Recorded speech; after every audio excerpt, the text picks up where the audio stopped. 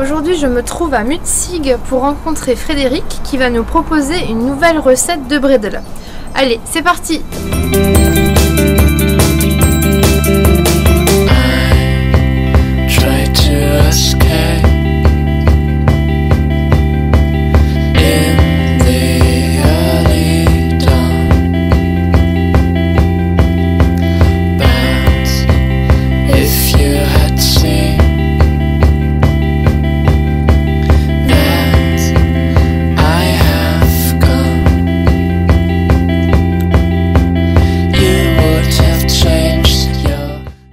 Fred, nous voici donc dans ta jolie cuisine et qu'est-ce que tu vas nous préparer de beau et de bon comme bredel? Alors je vais vous préparer aujourd'hui des rhum bredel. Et pourquoi tu as choisi cette recette du coup?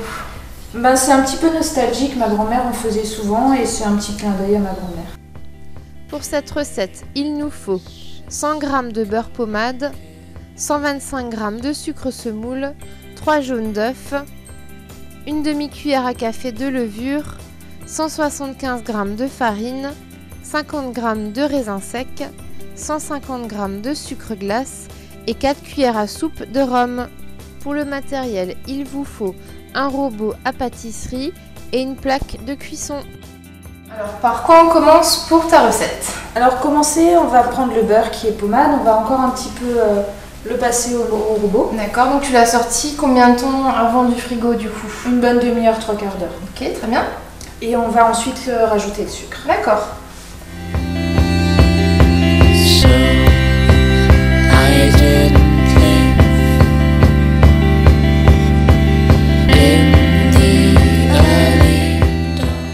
On va rajouter le sucre maintenant. Ok. Donc pareil, le sucre, tu le fouettes avec le beurre du coup? Je le fouette avec le beurre jusqu'à ce que ça devienne mousseux. Très bien. Et la prochaine étape, c'est quoi? La prochaine étape, ce sera donc de rajouter les 3 jaunes d'œufs qui auront donc été séparés des blancs. Ok.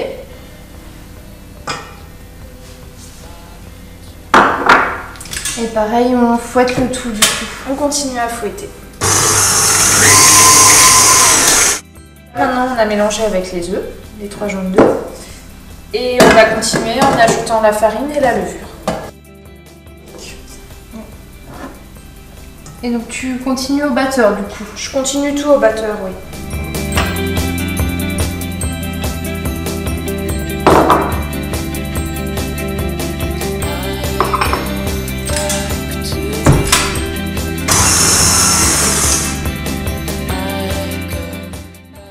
Frédéric, quel est donc le dernier ingrédient qu'on va rajouter dans notre pâte des rhum bredel? Alors le dernier ingrédient, ce sont des raisins secs. D'accord. On peut ou ne pas en mettre selon les goûts. Ok. Et les préférences. Bon, je pense qu'avec le rhum, ça va bien ensemble. Ça va bien ensemble, effectivement.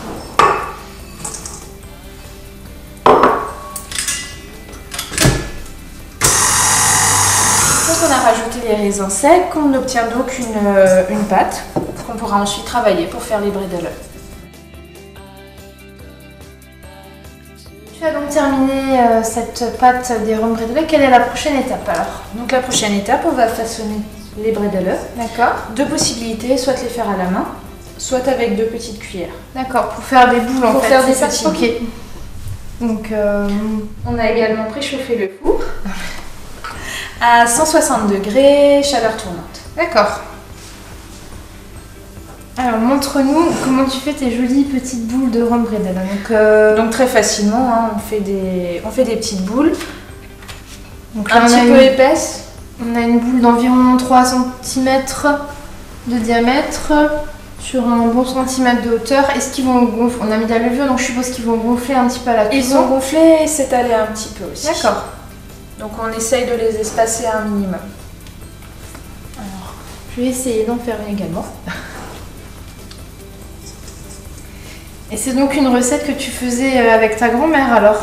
Oui, voilà, à la période de Noël, on faisait des bredele et notamment les rhum bredele. C'était sa petite marque de fabrique parce que c'est vrai que j'en mangeais pas ailleurs.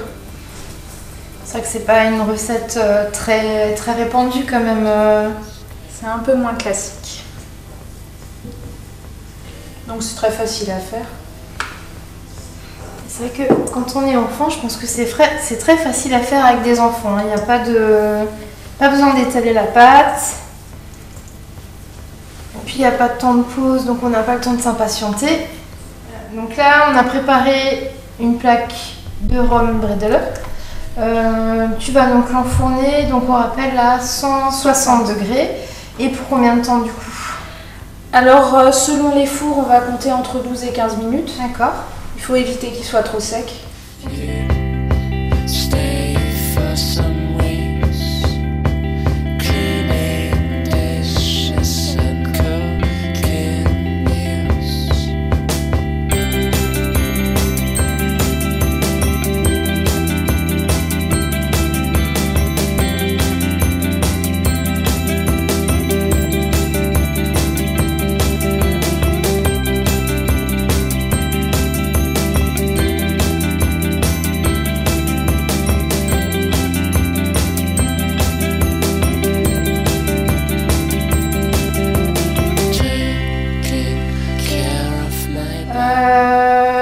On a donc rajouté une petite minute de cuisson par rapport à tout à l'heure. On a mis 13 minutes au four afin qu'il soit bien doré. On voit qu'il commence à être bien doré sur les côtés.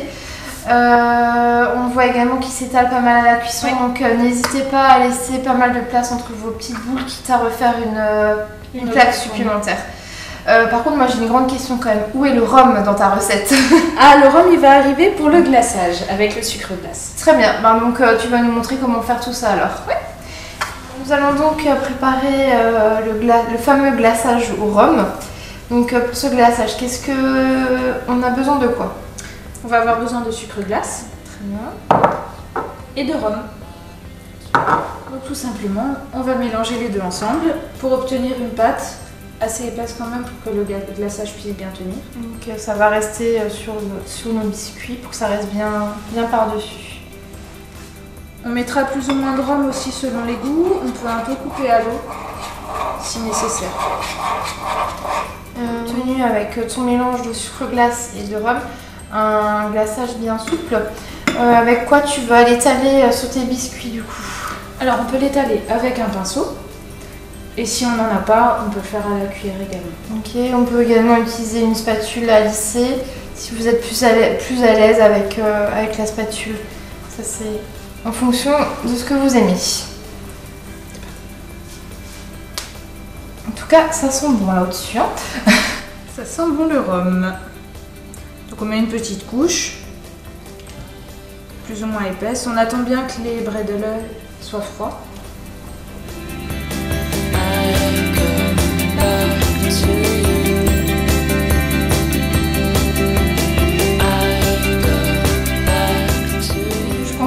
Aussi pour le glaçage du coup mettre un peu de colorant si on a des occasions spéciales à fêter, donc on n'est pas obligé de les laisser blanches je suppose. Ah oui, on peut laisser aller la fantaisie après.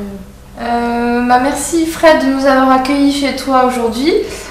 J'étais ravie de faire cet atelier pâtisserie avec toi après de nombreuses années d'amitié. On a enfin pu faire notre atelier bredele ensemble. Vous pouvez retrouver cette recette sur le site bredele.fr. N'hésitez pas à vous abonner à notre chaîne YouTube pour découvrir toutes nos autres recettes en vidéo. Et quant à moi, je vous dis à bientôt pour une nouvelle recette. Merci. Merci.